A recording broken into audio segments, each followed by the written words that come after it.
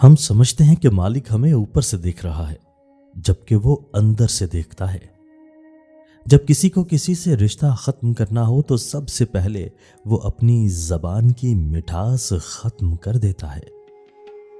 इंसान दुनिया के किसी काम से इतना नहीं थकता जितना रवैयों और एहसास की शिद्दत से थक जाता है। बहुत से दिलासे बहुत जरूरी होते हैं मगर मुयस्सर नहीं होते।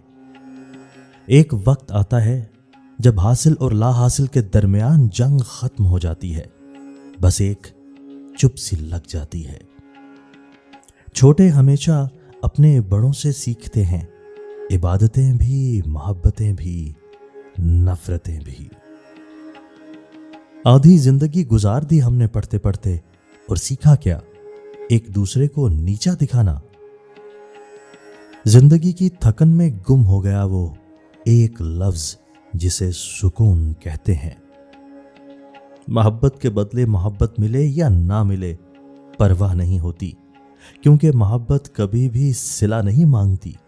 लेकिन हमारी बेतहाशा मोहब्बत की कोई बेकदरी करे तो जात बिखर कर रह जाती है। दिल में बुराई रखने से बेहतर है नाराजगी जाहिर कर दो। जिसने अपनी मां के पांव चूमे गोया उसने जन्नत की चौखट को भूसा दिया। बाप की दौलत पर घुमंड करने का क्या मजा? मजा तो तब है जब दौलत अपनी हो और फख्र बाप करे।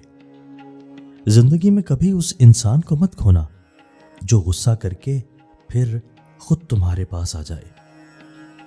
मुझे मायूस होने वाले शख्स पर ताज्जुब होता है जबकि उसके पास इस्तग़फ़ार की कुव्वत मौजूद है। घर में गुस्सा होना गोया उसे वीरान करना है।